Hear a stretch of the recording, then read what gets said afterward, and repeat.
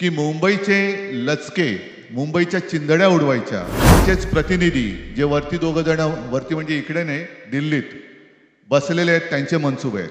एकत्र आलो आहोत ते एकत्र राहण्यासाठी. भारतीय जनता पक्षाने जो एक अपप्रचार केला होता, बटेंगे तो कटेंगे, तर मी मराठी माणसाला सांगतोय की आता जर का चुकाल तर संपाल. बघा एवढं आमचं एकमत झालेलं आहे.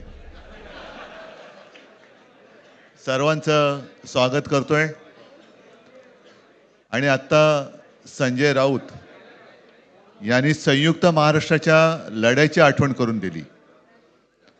तो जो मंगल कलश आणला गेला तो काही सत्यनारायणाच्या पूजेसारखा आणला गेला नाही. त्याच्या मागे खूप मोठा संघर्ष झालेला आहे.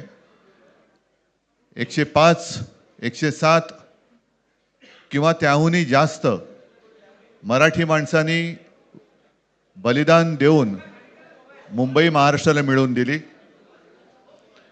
आणि त्याची आठवण आज होणं स्वाभाविक आहे.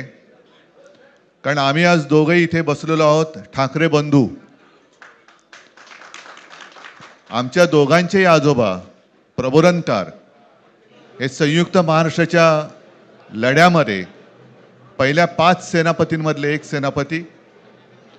त्यांच्यासोबत माझे वडील म्हणजे शिवसेना प्रमुख हिंदू हृदय सम्राट बाळासाहेब ठाकरे, राजचे वडील म्हणजे माझे काका श्रीकांतजी ठाकरे, म्हणजे अख्खं ठाकरे घराणं त्यावेळेला मुंबईसाठी संघर्ष करत होता. त्याच्यानंतरचा इतिहास मी काही आता तुम्हाला सांगत बसत नाही. पण मुंबई महाराष्ट्राने मिळवल्यानंतर मुंबईमध्येच मराठी माणसाच्या उरावरती उपरे नाचायला लागले आणि त्यावेळेला न्याय हक्कासाठी शिवसेना प्रमुखांना शिवसेनेला जन्म द्यावा लागला. साधारणतः 60-65 वर्ष आता होतील. पुढच्या वर्षी शिवसेनेला 60 वर्ष होतील. इतकी वर्ष व्यवस्थित गेली आणि आज परत आपण पाहतो आहोत की मुंबईचे लचके, मुंबईच्या चिंधड्या उडवायच्या हे मनसुबे त्यावेळेला ज्यांना मुंबई पाहिजे होती त्यांचेच प्रतिनिधी जे वरती दोघं जण, वरती म्हणजे इकडे नाही दिल्लीत बसलेले आहेत, त्यांचे मनसुबे आहेत. आणि आत्ता जर का आपण भांडत राहिलो तर मग तो जो काय संघर्ष, ते जे काय हुतात्मा स्मारक आहे त्याचा मोठा अपमान होईल.